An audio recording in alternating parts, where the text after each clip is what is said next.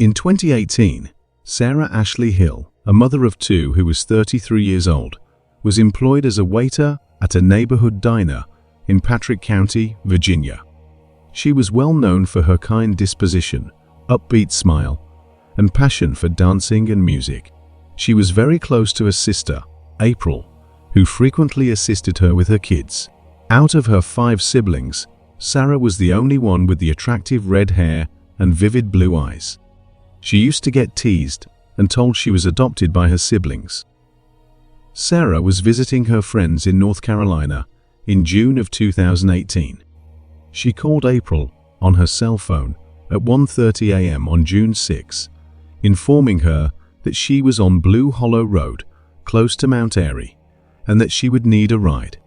Sarah did not give an explanation for her early morning walk. April was unable to simply leave her job, which was nearly an hour away. At Elkins Hugh Chatham Memorial Hospital, April worked as a registered nurse. Sarah Hill had vanished from view by the time the family got to Mount Airy. They assumed she had found another ride, or perhaps she had managed to get into her own vehicle, a white 2000 Ford Taurus. When April texted Sarah the following day to check on her and to ask if she still needed a ride, April received no response. When April called back, it went to voicemail. Sarah's phone had been switched off for 2 weeks. It was highly unusual for Sarah to be disconnected from everyone for so long. April claims that they spoke at least once a week, if not more frequently. April mentioned that Sarah had a lot of dubious friends and was dependent on illegal substances. April pondered whether it had anything to do with her sister going missing. Sarah was officially declared missing 1 month after her last sighting. Investigators began looking into her disappearance right away. Her white Ford Taurus was soon sighted at a shop close to the intersection of Blue Hollow Road and North Carolina 89. It was captured on camera footage that the store owner obtained while attempting to apprehend shoplifters. Sarah was, however, not named among the people suspected of misconduct there. Upon searching the vehicle, the police discovered Sarah's handbag, phone keys, and a few personal belongings inside. Nevertheless, no DNA fingerprints or other identifying marks that may have connected someone to her disappearance were discovered. The police thought of every scenario in which Sarah might have vanished. They looked into any enemies or issues she might have had with anyone who could have hurt her. They looked to see if she was burdened with debt or other financial issues that might have caused her to elope. Investigators also investigated whether she had a history of substance abuse or mental illness, which could have influenced her behavior or judgment.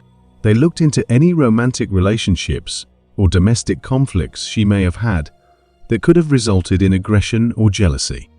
They did not, however, discover any proof to back up any of these theories. 3 separate properties on King Park Circle in Mount Airy, North Carolina, were among the many locations the Surry County Sheriff Office checked during the investigation that began in January 2019. After following Sarah's last known movements, detectives surmised that she was in the neighboring Stokes County, where she had been hanging out with a man. This person of interest displayed suspicious behavior, including restricting entry into his residence. It was found that the man had faced assault charges in the past. The Asbury Road property in Stokes County, North Carolina, where Sarah was last seen at the time of her disappearance, was shown to detectives in 2022. The Surry County Sheriff's Office, the Stokes County Sheriff's Office, and the North Carolina State Bureau of Investigation carried out the execution of a search warrant for the property located at 1791 Asbury Road, Westfield, North Carolina, on Monday, October 17, 2022. Investigators brought in specialist personnel to use heavy machinery to stabilize an existing structure and move dirt and terrain. Beneath the floorboards were human remains. Atrium Health Wake Forest Baptist Medical Center received the remains. After an autopsy on October 20, 2022, it was determined that Sarah Ashley Hill's remains were what was found. The Stokes County Sheriff's Office announced on October 11, 2023, that Leroy Hoover had been detained and charged with killing Sarah. Hoover is presently awaiting trial while being held without bond in the Stokes County Jail. In Stokes County, he is also involved in other cases. We can only imagine how difficult this has been for the family of Miss Hill, Sheriff Joey Lemons remarked. The detectives working on this case from the North Carolina State Bureau of Investigation, the Patrick County Sheriff's Office, the Surry County Sheriff's Office, and the Stokes County Sheriff's Office did an amazing job and never gave up. While nothing can truly bring a loved one back, we can only hope that this gives Miss Hill's family some sense of closure. In the peaceful summer of the year 1975, a charming Pennsylvanian village called Broomall was thrown into gloominess by a terrifying occurrence that would plague the neighborhood for ages. On August 15, 1975, amidst the everyday routine, Gretchen Harrington, an innocent 8-year-old girl, inexplicably disappeared on her way to a Bible school program. By the time she was found, she had already been dead. Nobody knew who killed this young girl in Pennsylvania for nearly 50 years, but authorities now claim to have identified the culprit as a former pastor who has been residing in Marietta for some time. At the time, as days proceeded into weeks, then into months, and then into years, the town devotedly searched for its beloved young Gretchen. But like a dark maze, the answers eluded them, leaving them longing for resolution. Nevertheless, they never gave up hope. Get ready to have your world turned upside down because, in 2023, a shocking revelation shatters the stillness and rekindles the flames of justice in the pursuit of Gretchen Harrington's mystery. Stay with us as we explore Gretchen Harrington's tragic narrative, a tale of mystery, suffering, and the unwavering pursuit of the truth that resulted in a startling revelation that rocked Pennsylvania and the world. After 48 long years, the criminal who brought about Gretchen's awful demise was found. Surprisingly, this ruthless murderer had been concealing himself in plain sight by posing as a church minister, a typical example of what the Bible calls a wolf in sheep's clothing. Harold and Ina Harrington welcomed Gretchen into the world on June 13, 1967 in Marple Township, Pennsylvania. 8 years later, in the summer of 1975, there was a terrifying development, just a short distance away from her home. Bright-eyed 8-year-old Gretchen Harrington was traveling to Trinity Chapel Christian Reformed Church for a Bible school session. She usually traveled with her older sisters, but on that particular day, she went there alone. By the next day, alarm bells rang for her frightened parents as the hours passed and the morning sun rose to its highest point. But there was no sign of Gretchen. They immediately called the Marple Township Police in a panic state. The police then commenced a desperate search for their young daughter. Over 300 people from the entire community came together to search desperately for Gretchen. But as the hour wore on, she could not be found. This left nothing but a perplexing enigma afterwards. Gretchen would usually go up a steep hill to Trinity Chapel, enduring the trip past the store and townhouse complex. Around 9:25 a.m., a neighbor claimed to have seen her. She appeared determined and focused to get to her destination, but mysteriously, she soon disappeared. People in the Harringtons' neighborhood wouldn't stand still and watch. Everyone wanted to help. As a result, 400 volunteers came together to form an army to help with the hunt through the thick undergrowth that covered the ground in the woods. They searched every square inch in the vicinity of the grocery store and housing developments in the hopes of finding some clues before dusk. Gretchen eluded them despite the fact that they traversed more than 5 square miles of hazardous terrain. The small village held its breath in prayer for her safe return, while the mystery behind her sudden disappearance made many hearts wary. The search for young Gretchen came to a puzzling dead end as the investigation progressed. The tracking dogs, talented as they were, detected no struggle or signs of discomfort halfway up that intimidating hill on Lawrence Road, leaving the question of what really happened to Gretchen hanging in the air. At that same moment, it appeared as though 8-year-old Gretchen had disappeared into thin air, leaving the police with a troubling judgment. They were of the opinion that Gretchen must have been driven away in a car. During these trying times, the neighborhood supported Gretchen's parents wholeheartedly. The Reformed Presbyterian Covenant Church minister, Harold Harrington, and his wife, Ina Harrington, raised their 4 daughters with care and tenderness. Although their Sundays had a hint of strictness, TV and outdoor play were forbidden on the holy day. Their family was united and harbored no known enemies. The entire community was adamant about finding out the truth because they wanted beloved Gretchen to be brought back to her home safely without any harm. The charm and warmth Gretchen Harrington exuded toward those she loved were as warm as the summer sun. Was she wary of strangers? Yes, but she was a vibrant spark of vitality in her school, especially when she finds herself among her group of friends. Her companionship brought comfort to classmates and neighbors who attended neighboring schools as well. She was an outstanding sportsman. She dominated the kickball court and the baseball diamond with her powerful home runs.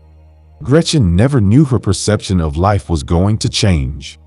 8 days before she disappeared, a new baby sister was birthed in their home, and Gretchen, who had been jokingly teasing about leaving if she got another sister, couldn't help but succumb to love's charm when she laid eyes on her baby sister. The community's ardent quest for Gretchen was now fueled by recollections of her brilliant smile and free-spirited spirit as they banded together to find their beloved Gretchen. Everyone clung to the hope that she would be returned to her devoted family, where her sisters awaited her arrival and craved for more baseball games to be won. Harold and Ina firmly believed that their daughter, Gretchen, would never willingly get into another person's car.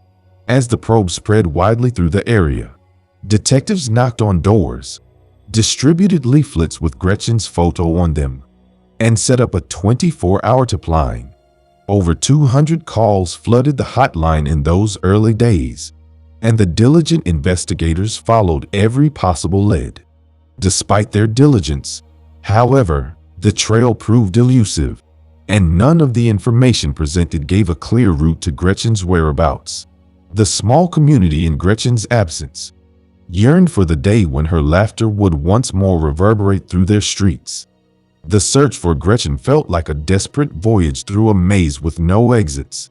As the days stretched into 2 protracted weeks, detectives were forced to face a terrible truth. Despite their initial optimism that she might have been kidnapped for ransom, foul play was suddenly the menacing shadow they couldn't overlook.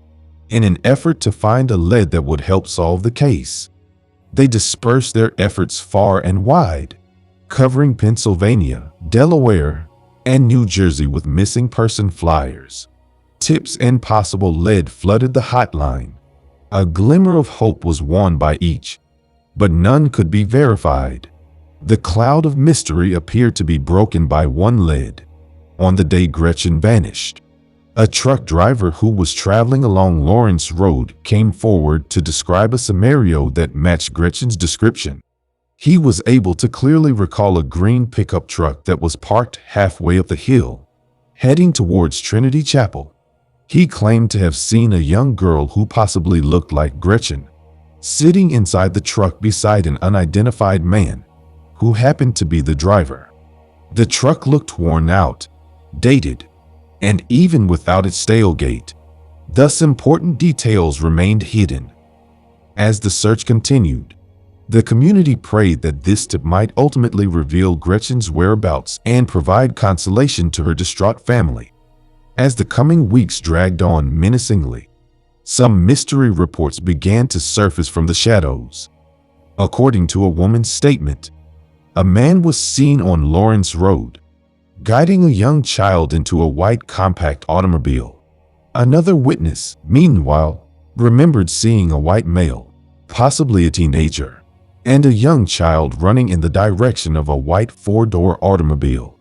The puzzle pieces appeared to taunt the detectives, but since none of the cars or their drivers could be recognized, the real story remained a secret. If any of these incidents had anything to do with Gretchen's disappearance, it was still unknown. The once clogged hotline had grown eerily calm by the end of September, and the case had started to lose its passion. The detectives painstakingly sought for prospective persons of interest, but were unable to come to any conclusive conclusions.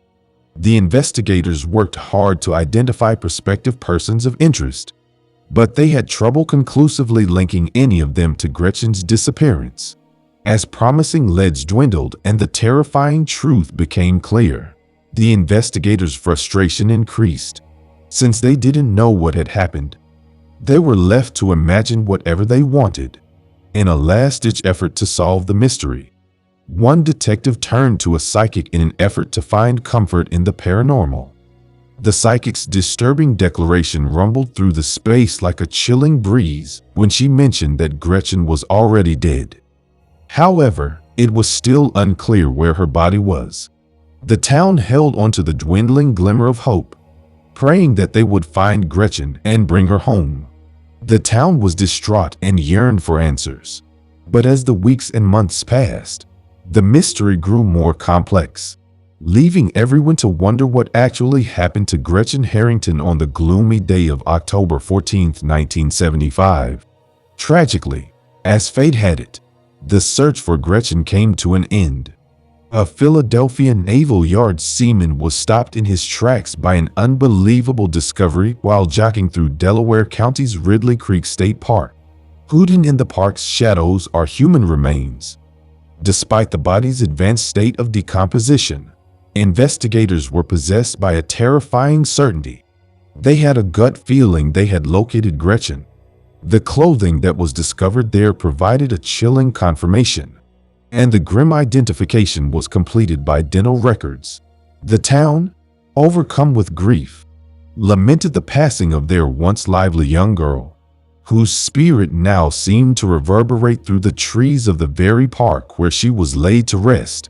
The mystery surrounding Gretchen's tragic death persisted, leaving everyone with unanswered questions and a hole in their hearts.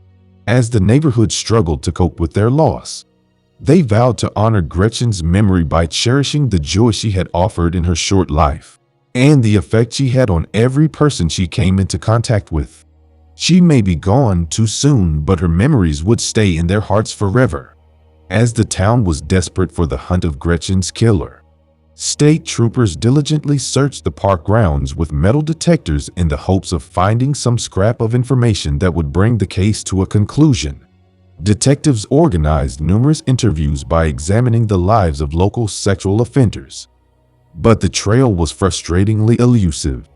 They had strong suspicions about a specific person, but they were unable to prove it, so they were able to keep the suspect's identity a secret. This convicted sex offender, who was eventually detained on unrelated charges, emerged as a person of interest in Gretchen's case. But the investigative team had some reservations about this supposition. However, the tenacious search for additional leads went on. The community of Bloomwell yearned for justice and resolution as the once thriving tips slowly fizzled away and the case went cold. In November 1983, just as it seemed that time had forgotten Gretchen's tragedy, her case came to life once more. There was some hope when a Marple Township detective received an anonymous letter from someone claiming to have crucial information about the case. The lead detective made a sincere plea for the writer of the letter to come forward and provide more information. But the mystery informant remained silent, protecting their identity for years to come.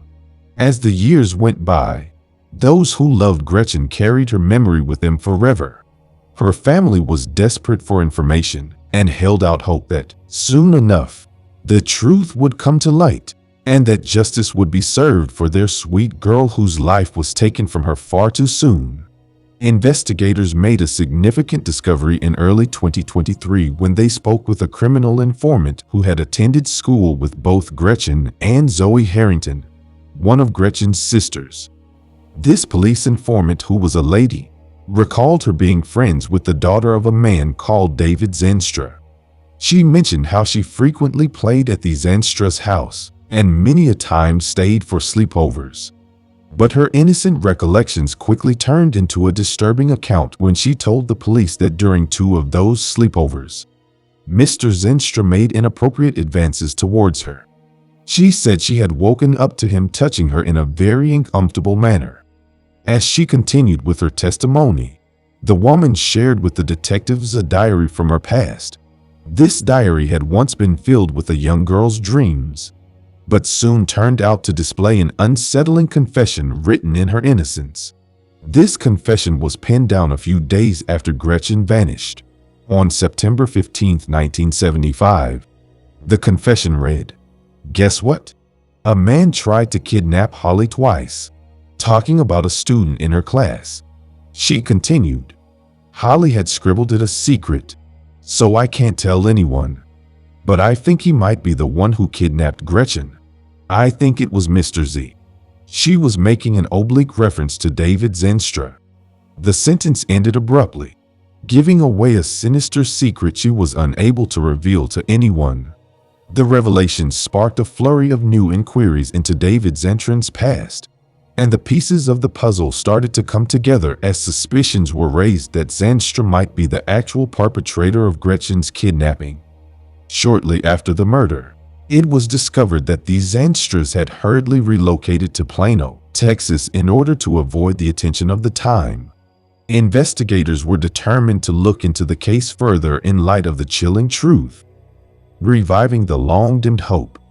Justice for Gretchen appeared to be on the horizon, but only time would tell if the long-buried secrets would come to light, and Gretchen's family would finally receive the closure they had long sought. When authorities learned of the new information, they embarked on a determined search to find David Zenstra, who had moved to Marietta, Georgia, northwest of Atlanta. At the time of Gretchen's tragic disappearance, he held the position as a reverend at Trinity Church Chapel Christian Reformed Church in Broomall, and he was said to have been reportedly close to the Harringtons. His close friendship with the Harrington family gave him the chance to take advantage of Gretchen's trust that fateful morning. Zenstra had a history of being very active in religious communities, as evidenced by his past. In the 1960s, he was ordained as a minister in New Jersey. Later, he relocated to Chester, Pennsylvania, to start a new church. He was actively involved in Trinity Church Chapel by the early 1970s, where he oversaw the Bible school Gretchen attended and led youth summer workshops. The puzzle started to come together, and David Zenstra was surrounded by a growing cloud of suspicion. Gretchen's quest for justice was no longer a pipe dream. It was reachable, but there was no guarantee that it would be. The path to resolution would be paved with revelations and painstaking investigation in an effort to shed light on what happened to the young girl who was tragically abducted from her family. A startling revelation was made during the interview with David Zenstra on July 17, 2023, at Cobb County Police Headquarters in Marietta. He denied any involvement at first, but eventually broke down and admitted to the wicked deed. David Zenstra acknowledged seeing Gretchen heading towards the church that fateful morning. After convincing her that he was taking her to church, he picked her up in his green AMC Rambler station wagon. Gretchen never knew his motives were much darker. Instead of the church, Zenstra took her to a wooded area close by and asked her to take her clothes off. According to him, Gretchen declined. At that point, he was already overcome with desire and ejaculated in the car while she was still inside. In a fit of rage, he struck Gretchen violently with his fist, and she began bleeding from her head as a result. After the tragic event, he attempted to cover Gretchen's naked body with sticks after realizing that she appeared to be dead. He then fled the scene, leaving her lifeless body in the bleak woods. The chilling confession revealed the monstrous deeds of someone who was supposed to be a man of God and a dependable friend of Gretchen's family, painting a horrifying picture of betrayal and brutality. The revelation of the truth brought with it a sense of closure for Gretchen's loved ones, as well as intense pain and sorrow over the loss of an innocent life that had been taken so brutally. When 83 years old David Zanstra of Marietta, Georgia, was formally charged with Gretchen's murder on July 24, 2023 by the District Attorney's Office in Delaware County, Pennsylvania, justice for Gretchen finally started to take shape.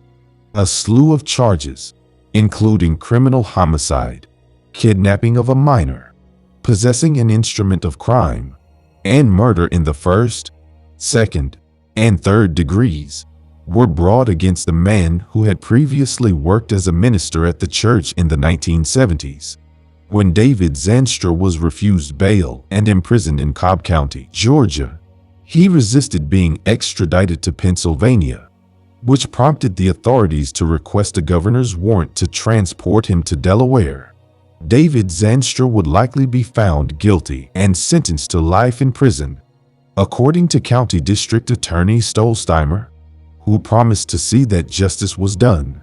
The haunting cloud that had hung over Broomall for almost 48 years began to lift as the community found solace in the knowledge that the man responsible for Gretchen's kidnapping and murder would finally face the consequences of his actions.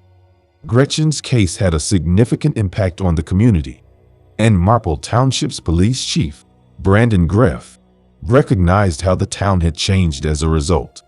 An important step toward resolution was made with the charges brought against David Zanstra. Gretchen and her grieving family finally received long overdue vindication. The promise of justice offered a glimmer of hope that Gretchen's tragic story would serve as a warning, ensuring that no other child would suffer from such evil once more.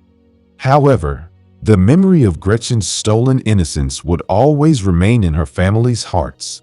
Gretchen's tragic fate had a significant effect on the formerly picture-perfect town of Broomall in Delaware County, Pennsylvania. On that tragic day in August 1975, the community's innocence was lost, leaving a lasting scar on the lives of the kids, parents, families, and everyone else who called the town home. The eagerly anticipated trial that is about to start promises to provide answers and closure to the community that has been burdened by this tragic chapter for such a long time. In 2002, 23-year-old Cheryl Taylor lived in Weldon, North Carolina. She was married to John Osby, her high school sweetheart. They had a 7-year-old daughter named Justice. On the morning of August 16, 2002, Justice woke up and realized that Cheryl had not woken her up in time for the school bus, and she missed it. She went to her mom's bedroom, and it was there that she discovered that someone had taken Cheryl's life. An autopsy showed that she had been strangled and presumably assaulted. It was not made public if there were signs of forced entry or if investigators were able to collect forensic evidence from the crime scene that belonged to the perpetrator. Despite an extensive investigation by authorities, no arrests were made and the case went cold. Justice and John grieved together for 17 more years. Tragically again, by December 2019, after going missing, John Osby was found fatally shot and rolled up in a blanket near Sycamore Street in Weldon. Investigators were unable to track down the person that shot him, and for years the family was left wondering if they would ever get answers to what happened to John and Cheryl Taylor.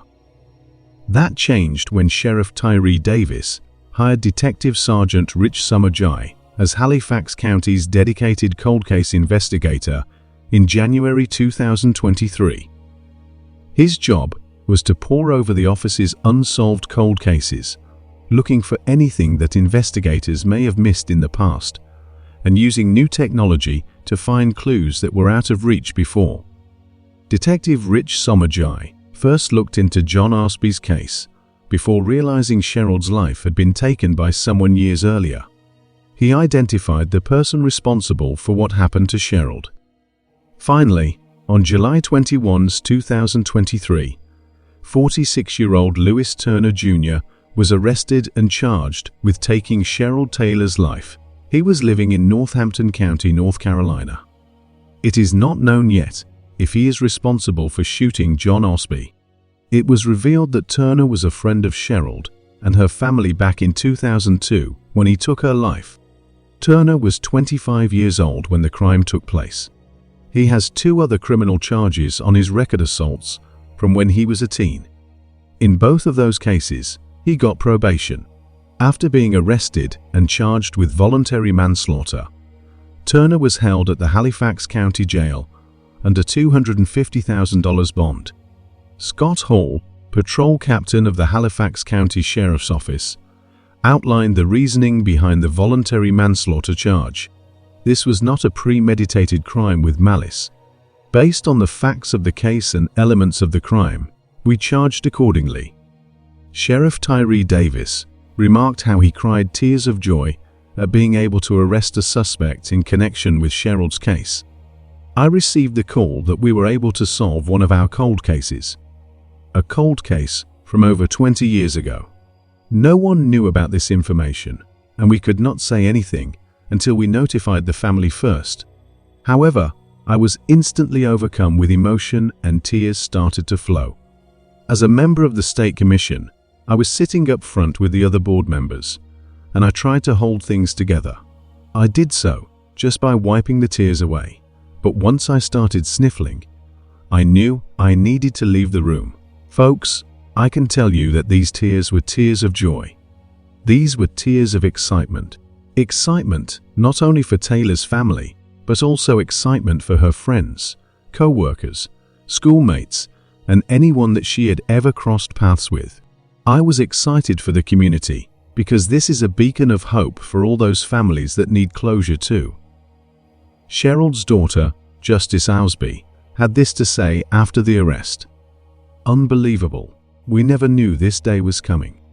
Justice said she is grateful to everyone who helped bring Turner to justice, and she is glad that she can finally have some closure. She said, "I am just so thankful for everyone that participated and helped me get closure for my family, because today is a good day."